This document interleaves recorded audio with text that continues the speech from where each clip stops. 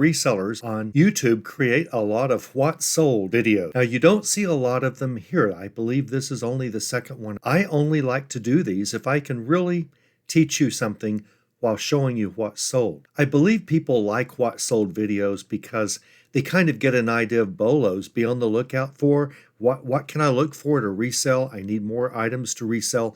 What are the types of things that can make me some money? And that's fine as far as it goes, but you really need more depth as to why you're doing it to make it really stick so that you don't have to look up every single comp whenever you're at a yard sale or something. It's okay to look up comps anytime you want. In eBay, there's no reason to ever lose money. You know what something's probably going to sell for. You can look at sold comps. I've shown you how to do that before. And let's say that you buy something at the tail end of demand. For some reason, it was really in demand for the last 3 months and it's just gone downhill. And your comps don't really show that very clearly. You bought at the tail end of the demand. Maybe something was in the news 3 months ago that caused a huge surge of buyers of a particular item. You know, Shaq O'Neal was shown on TMZ in a certain jersey, and that jersey got real popular because of that. That happens a lot, that type of thing. But even if you get in, and this is very rare. Now, for Amazon sellers, they're always trying to catch a falling knife when it comes to price. As soon as they start reselling something that looks like a good deal they buy to resell, the price just starts tanking. That's very common on Amazon, very rare on eBay. If you just happen to get in at the end of a trend, though, you're not going to lose money if you just don't pay a lot for something, and we don't pay a lot for anything in this group. You've never heard me say pay up for something. It is very rare that I will pay more than $1 or $2 for anything at a garage sale. Even at a thrift store, I don't pay more than $3 or $4 for most things. Neither should you. Whenever I come across something that's $1 and I know that they generally resell, I'm not going to look up comps. Neither should you. Your idea is to get inventory, list, and rake in the money. But if you're just not certain, look up comps. Now, if you happen to be on the tail end of a trend and prices are lower than what they've been for the last 3 months because Shaq was seen in a better jersey on TMZ last night instead of 3 months ago, you're not going to lose money. Just lower the price and get rid of it at a profit. You know, you thought you were going to get $67 for it and you have to sell it for $21. And you pot it for $1 or $2 at a garage sale, yard sale, whatever. That's okay. You're not going to lose money. eBay's really not a place you should ever lose money. It's ultra rare. Sometimes you'll get something home and see damage that you didn't see. That's kind of a learning experience. You learn how to start looking better at things, but hey, it happens. Sometimes in the car bringing it home, maybe it broke and you didn't even realize it because you had so much stuff from a sale and in the box they just got jumbled and one broke. Things happen. That type of loss is just no biggie. I mean, you're out you're out $1 or $2 if you follow my advice, or $3 or $4, or if you live in Los Angeles, 7 or 8, you will make a lot less, but you're probably going to find a lot more items in a huge market like that. So it all sort of works out. Let's go through some recent solds. And I picked these only because I think they're teaching moments for you. And by teaching moments, I mean, I think they're things that you can kind of put in your mental Rolodex and be looking out for. These ducks, they're mallard. One is a mallard. I don't know if that's a mallard or I assume only mallards have green. I don't know anything about ducks. But I did watch The Birds, that Alfred Hitchcock movie. So there's that. Old wooden decoys bring money. They almost always sell. These were in terrible condition. Terrible. Usually pictures make something look worse instead of better. They'll show close-up flaws of, like if you're selling a china piece and it has a little tiny little what we call a flea bite, which isn't even a chip. It's just a pinpoint of some little, maybe we'll say nick, but it's just so tiny. It's just called a flea bite. Not a big deal. You need to point them out, but not a big deal. Much of the time, they're actually under the shiny, I'll say varnish, but that's not what, the glaze of china, and if it's under, it happened during production, there's nothing you could do about it. Those aren't considered really flaws because it was certainly not considered damage. But if you do your photos right and you have good lighting and you're doing clear photos and high-res camera, those flaws actually look worse than they are. For some reason, these ducks look better than they are. I had to really make sure that I explained to my buyer, these aren't that good. They're really rustic, hand-carved, old. Look at, I had to point out the damage here. It had some rubs along. This is one place. It actually does look worse in the picture than it does in real life. The buyer's going to get this expecting a bunch of damaged wood here, and he'll see a little bit of roughness. It actually is much less than it looks like here. So here's an example where the pictures are worse than reality, and I like this sort of thing. I want my buyer to be surprised on the upside, don't you?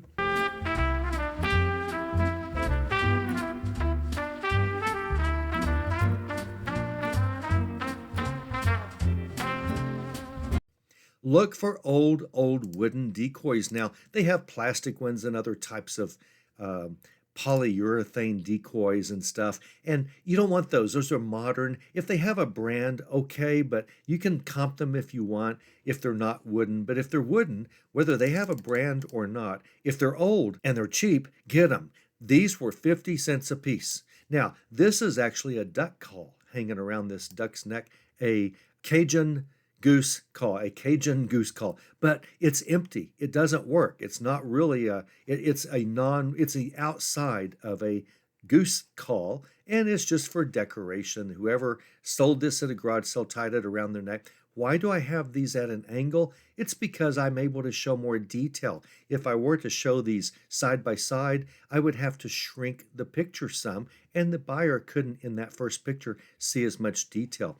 I do a lot of diagonal first pictures. I am open to reproof and correction if that's not good, but I know that when a buyer is scrolling through a whole bunch of duck decoys, they're all going to look the same. They're all going to be even, level, horizontal. Mine's going to pop out like this, and they'll actually see more detail than all the others because when it's diagonal, you have more room to show things, to get a little bit closer. And I think that I make more sales because of my first picture often being horizontal on items that are otherwise kind of long or kind of wide. I only have anecdotal evidence that that's true. I took an offer for these. I took an offer for $38.95. Remember, I paid $1, 50 cents a piece for these.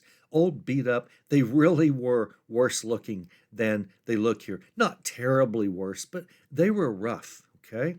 Wood decoys. What was the brand? There was no brand. Brown, green, mallard, hand-carved. They obviously were hand-carved. The length of them. Vintage, antique, 1920s and 30s. I don't really know they're that old, but I think that they are. I think there's enough evidence of the old wood to justify saying that. I want to show you something. Oh, by the way, so $38.95 is what I sold them for. An international buyer bought these real fast. So I listed them, and less than a week, they sold to someone overseas. I don't know where. I don't care. Of the huge shipping amount they paid, I got $7.41 to get these to the Illinois EIS, eBay International Shipping Warehouse, and they handled it from here. So let me scroll down and show you just a couple more things. I won't spend this much time on everything that's sold recently, but it's definitely worth your time to look for old wooden decoy, duck, bird decoys when you see them. So we'll scroll down, and one thing I wanted you to see. Now, a lot of what I sell is boilerplate text. This is text basically you'll see in every one of my listings. The description this description's pretty long for me. I don't like long descriptions. I'm doing a little bit longer than usual lately because I have a lot of buyers that aren't reading the description, and I want to have proof. You should have read the description. I want to teach buyers, you need to read the description before you complain, and I have 100% all positive feedback, 11,000 feedbacks in my personal account, which is where I sold these from, because this is all stuff that I bought to resell, not consignment types of items. But one thing that I do want to show you is I made a typo here, and I actually did see this right away, but someone had already sent me an offer. Now, it was a low offer, but I countered and they never recountered. And once an item is in play, once someone sends you an offer or you send them an offer, if someone hasn't accepted or rejected, you cannot edit the listing. So I could not fix this typo here. Most people would say, not a big deal.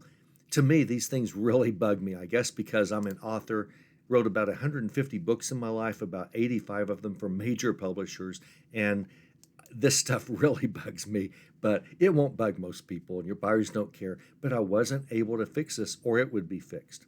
But what I wanted you to see really is the note. We apologize. Now remember, this is a family affair. I don't believe in being generic. I do believe in, on eBay, selling person to person, family to family. Whether I do everything or not, I want it to be from us, from my family. I want to personalize everything that I do. We apologize, therefore the we, but we know nothing about hunting decoys. If you see any mistakes or omissions, please click the contact seller link above. There's a link to contact the seller on every item and let us know. We will immediately correct things. We never wish to misrepresent anything we offer. Thanks. So I'm letting the buyer know, I don't know anything about decoys. I don't know if I left something out that's important. I don't know if I told you something wrong. But if you do see anything, let me know by clicking this contact seller link up here somewhere.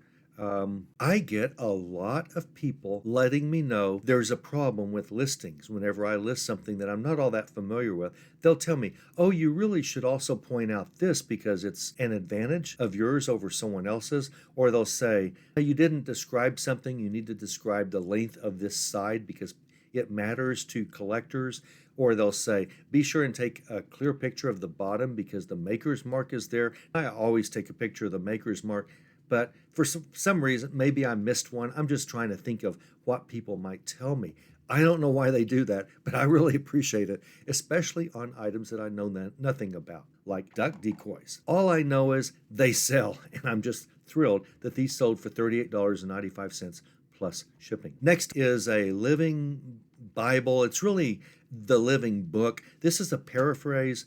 Not a big deal here, but this is not truly a Bible. It's not a translation of actual Bible texts from the Greek and the Hebrew and the Aramaic. This is actually a rewritten sort of a story of the Bible. It's based on Scripture, but it's not a true Bible. It's a paraphrase. Just know what you're getting. Know that this isn't a Bible if you ever care about this sort of thing. This is a large print edition, and it has tabs. Let me show you the tabs right there. Some owner, whoever owned it before me, put tabs on the books. Once you know just a little bit about the Bible, you really don't need these. You can just go to any book really fast. But maybe they gave this as a gift, and it's good to tab the 66 books of the Bible for people who might want to read it, and they're not all that familiar with the order of things. The thing that's critical here is it is red letter. Red letter. I don't know if you know what that means, but look here. I like to put red letter text as the second picture of any Bible or paraphrased book that has red letters. Red letters mean the words that Jesus spoke are in red, especially in the Gospels, Matthew, Mark, Luke, and John.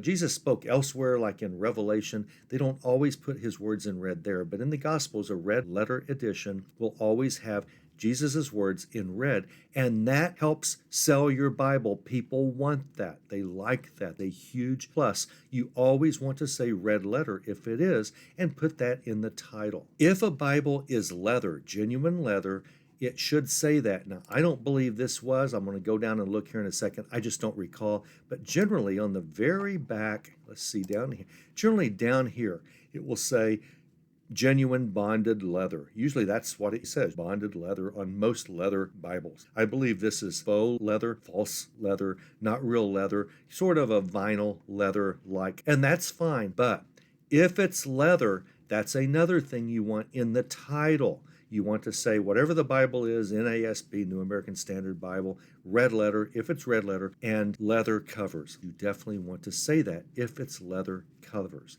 One more thing, large print is important for people who can't see very well. They need larger print. Maybe their eyes have aged. Maybe they just don't have that good of vision. They don't always have their glasses where they are. They need larger print. This is a large print Bible. Whenever it comes to a Bible, you want to say large print.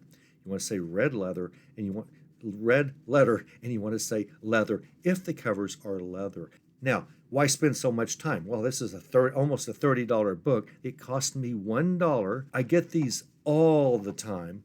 Anytime there's a Bible that's in halfway decent shape, buy it for $1. Always. If it's in good condition, buy it. It's going to sell for more than you bought it for, and usually it sells for a lot more. But if it's red leather, oh yeah, it'll sell for even more. If it's genuine leather, oh yeah, it'll sell for a lot more. If it's large print, it will help sell it, but not necessarily for more money, because not everyone wants large print, but it's something that you need to say.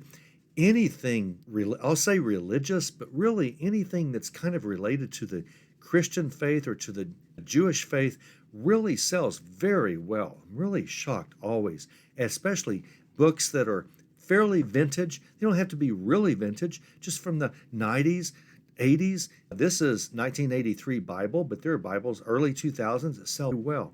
Anytime that you can pick up something that is a Christian faith or some sort of a Hebrew background or historical book, it often will sell for a lot, or at least the turnover is very good. So always be looking for Christian-related books, especially ones that look kind of, you don't know much about them. You've never heard of this book before. That type of book is probably a low press run. Not many were printed, and people are really wanting old books about their faith. And these sell well. These types of things sell well. Old film. Old film.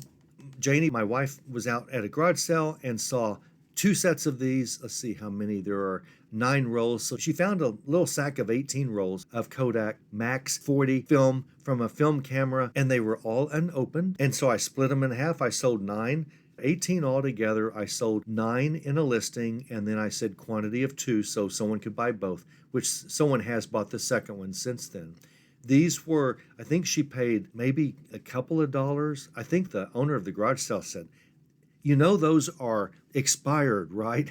And they are. These are expired. These are December 2001. Who wants expired film anyway? A lot of people want expired camera film. A lot. She paid $2, maybe $1.50. Well, they each sold for $71.40.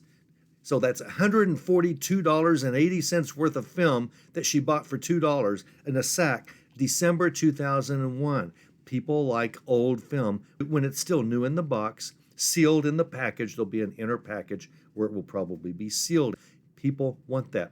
I believe one of the reasons I've heard is that old film doesn't come out very well. You can't make great pictures with old film. But what happens is really weird sort of psychedelic stuff happens to your picture that you just can't duplicate easily any other way. They like that weird exposure old expired film seems to produce, and you'll sell it. You'll sell it. Now be sure and get a good film. Fuji, Kodak, get a good brand. If it's just some off-brand, I wouldn't mess with it.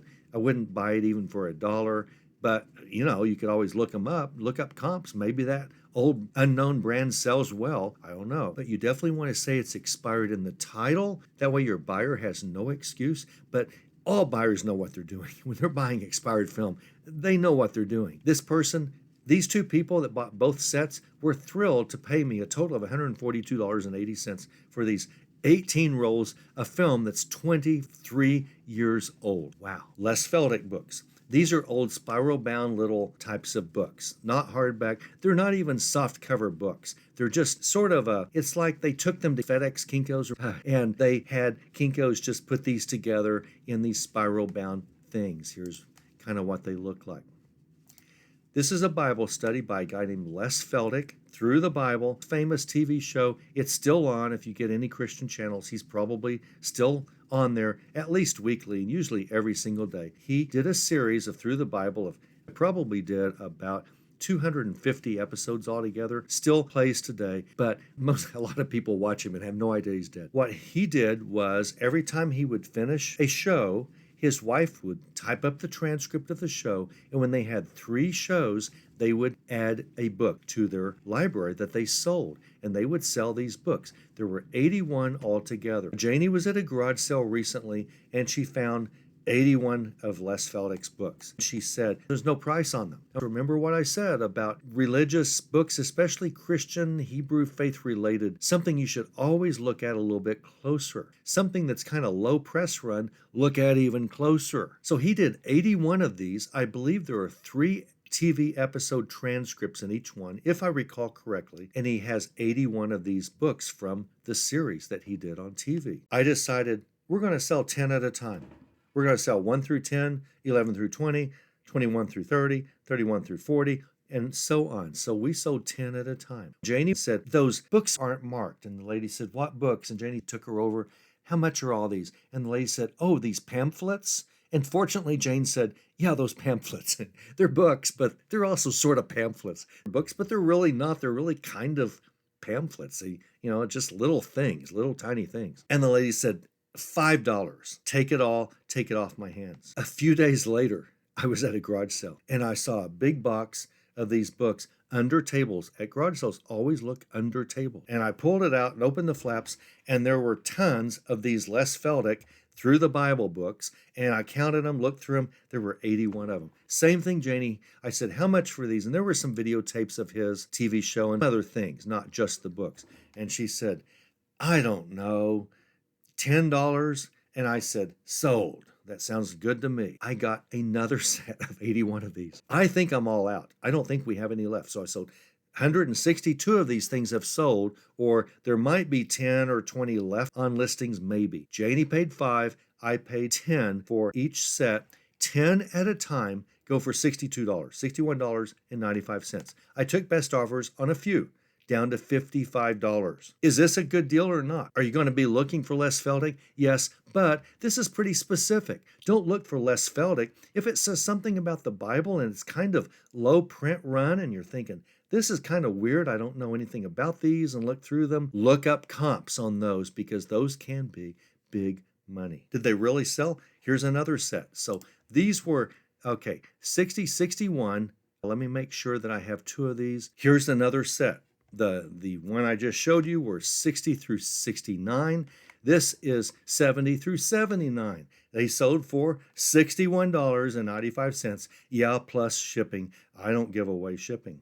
Recently, Dr. Lori, I was on a Dr. Lori webinar, and she said, Greg, what do you do about shipping? Do you offer free shipping? Free shipping is a way to get more sales. I said, no, shipping costs me money. I don't give it away. She said, that's fine too. Sounds like a good strategy. Well, it is a good strategy. If Dr. Lori says it's a good strategy, it's a good strategy. If I say it's a good strategy, it's a good strategy. Some of these books had a few little notes in them. A couple of them had stains, although I don't see any stains on these covers. Not a big deal. Why in the world would I take so many pictures? I took 18, 19, 20 pictures of these, because the more pictures you take, the higher in the search engine eBay ranks your listings. Your pictures, every little thing you do to make your listings better, and I have a whole series on how to list properly on eBay and dominate that platform, a series of 6 videos that I did for you a long time ago now, less than a year ago, but a long time ago, relatively speaking.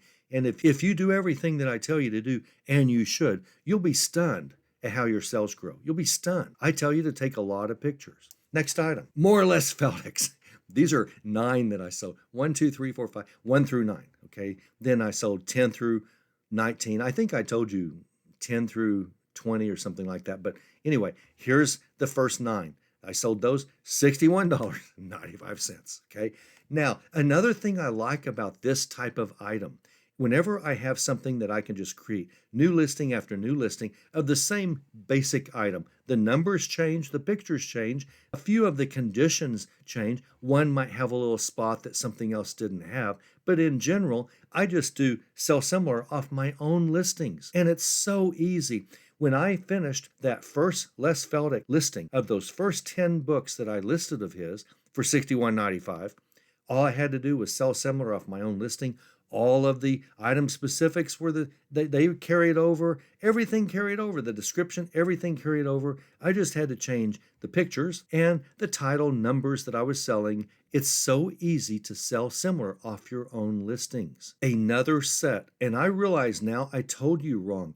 This is another set of 60 through 69. The first one I showed you was 60 through 69. It was from a set that I bought. This is from a set that Janie got. She got them first, if I recall correctly. And I told you I priced everything, got $61.95 for everything. That's not true. I originally priced them at $81.95, and they sold. A lot of them sold. I still thought it was selling a little bit slower than they should, so I dropped it down to $61.95 pretty fast. But this first set or two sold for $81.95. These are 60 through 69 of the first ones, I think, that Janie got. And let me show you, 60 through 69 from the other set, sold later, $61.95. Are you paying attention?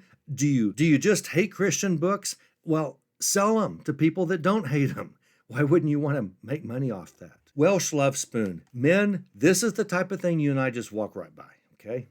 This is some wall hanging thing. Who knows what it is? Looks like it could be sold at Michael's or Hobby Lobby for, $19.95, made in China. No, no, no. This is a Welsh love spoon. This is given at weddings. It's a wedding gift. And someone paid $25. I don't remember what Janie paid at a garage sale for this thing. Probably, $1. I believe she had no idea what it was, but she's smart enough to comp it. Now, when you feel this thing, it's very smooth. It looks well carved, well made. If you don't know something, always pick up anything that might be of value and feel it and look at it. Is it quality? This was quality made. It felt like quality, very smooth, very good wood job, obviously hand carved, very intricate detail in the bells. There was a reason that she picked it up. By the way, that is not a flaw. I was stupid. I didn't see this till after the sale. That's 2 pieces of lint or something on this spoon. So bad of me on the hero picture, the first picture, not to have blown off that lint, but it looks like it might be damaged. Don't do things like that. That was sloppy of me. I'm usually not sloppy. That was sloppy. Janie knew she had something better than just, a Hobby Lobby thing that would resell for $3. She did a Google Lens search and lots came up under Welsh love spoon. It's some traditional Welsh from Wales. I don't know if you've ever been to Wales. It's a pretty neat place to visit. Very nice people. If you know anyone whose last name is Llewellyn, that's a Welsh name. Anything with 2 L's is either like Spanish or Welsh. She saw that they were selling from $20 to $30 depending on what they were. She bought it, and this is something I would have walked right past, although I hope not. I hope I would have still picked it up and realized, oh wait, this is heavier than I expected. It's not just lightweight balsa wood or pressed wood, and it's kind of a nice design. There might be more here. Let me Google Lens it to see if there's something else here. So $24.95 plus shipping, Dr. Lowell. Do you ever see old desk things, old office supply things? This is 5 inches across or something. You manually turn the calendar. This old brass, very patinaed up, very old, age showing. These originally white letters are aged yellowish. This little tiny silly thing sold for $51.44. I believe almost for sure Janie paid $1 for it.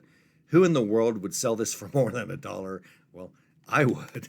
I sold it for $51, almost $52. These old office supply things, I don't know why they're in demand, but the answer is, why would anyone pay $51 for a manual desk calendar that you have to turn? The answer to why would anyone pay $51.44 for one of these is, I don't know and I don't care. Next item, a vise sold for $63. Vices are usually made of cast iron, steel iron. They're heavy and they're not all that big necessarily. Some vices can get pretty big, but vices almost always sell if they work. They can look old, they can have patina, they can look kind of just dusty. The paint can be rubbed off a lot more than it is here, and they'll just sell all day. A nice thing about these is you can put them in a large flat rate priority box. Almost all vices will fit in a large flat rate priority box for a fixed rate, $26 or something like that. Even if the thing is like 40 pounds,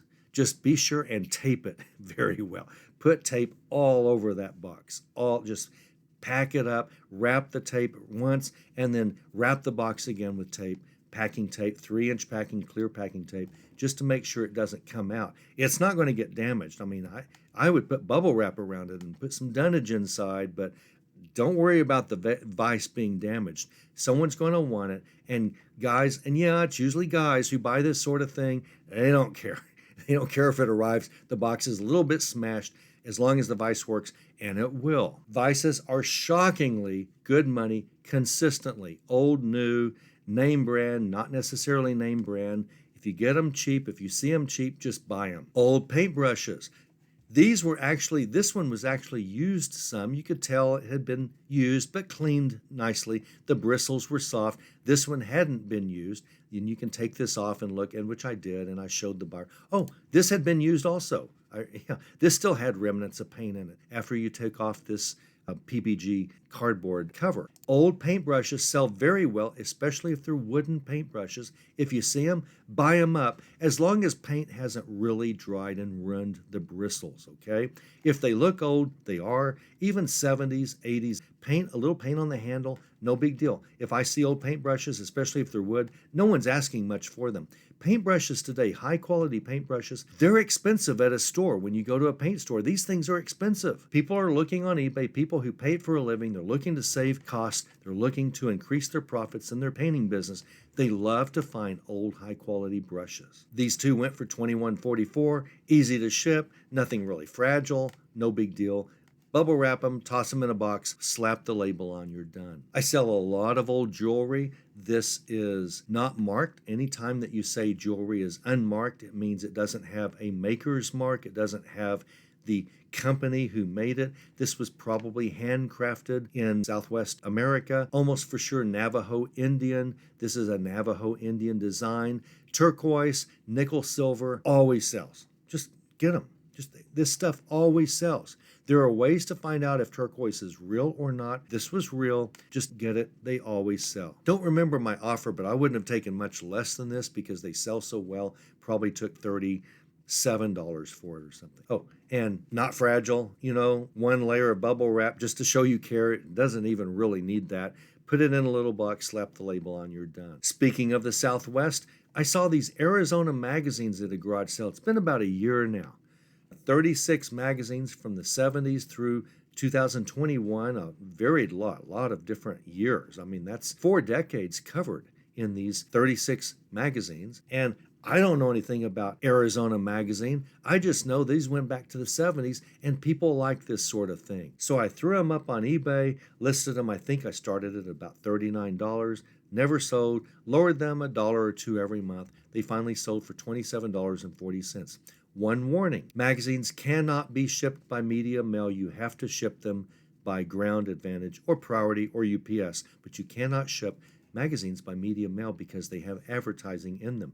Don't do that. It's not worth whatever will happen to you if you're caught, and they do check media packages routinely to make sure that there's actual media mail inside. When you see old magazines and you see several of them, people probably want it. This is even true of AD, Architectural Digest, those types of magazines. They sell very well in lots of 10, 20, 30. People want that stuff. Janie was at some sale, probably a thrift store, just saw this on a shelf. She went to mugs because she's always looking for valuable mugs, old Starbucks mugs, all the mugs that are valuable. And she saw this sitting on the shelf somewhere in the glass shelf. She went over and looked at it. Kind of felt like stone.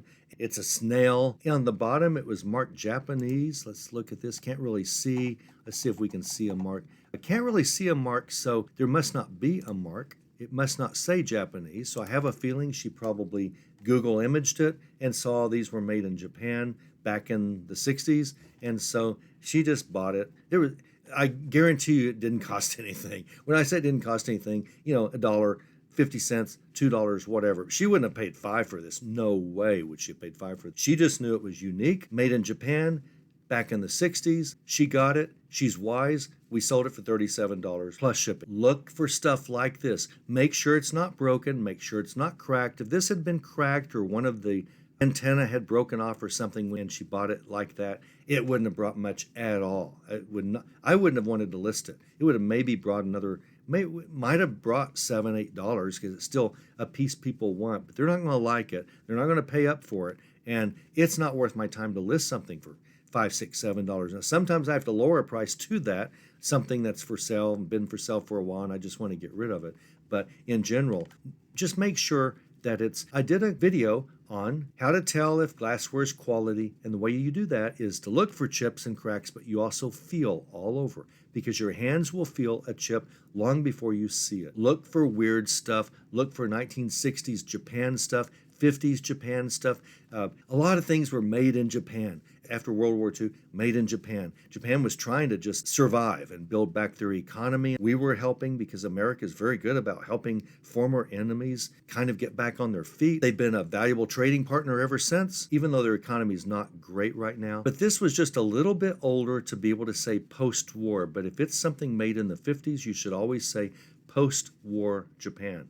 Post-war. Something in the late 40s to throughout the 50s. 1960s is getting a little late for post-war, but that is a good keyword. A keyword can be 2 or more words, not just one, but post-war is a good keyword if it applies to a Japan 1945 to 1950 to 1960 type of item. Janie really didn't know if this would sell well. She couldn't find one just like it, but it's going to sell well. Again, unique, 60s, mid-century modern type of 60s, although it might be getting a little late for that in the later 60s, but unique, it's from Japan, it's going to sell. Here's something else that's going to sell. You're going to find these pressed wood, these old pressed wood tape cabinets with drawers that pull out. These were the rage in the 70s and into the 80s. This is how people kept all their cassettes stored. This held 36 cassettes, 3 drawers at 12 cassettes each. Little bit of minor damage here and there. Let's see here. There was some rough spot on that edge, I recall, but I knew it'd sell. And I don't remember what it sold, but I probably let it go for probably $25 even, plus shipping. Yeah, always plus shipping. This stuff always sells. It just always will sell. How do you know it will always sell? I just told you it'll always sell.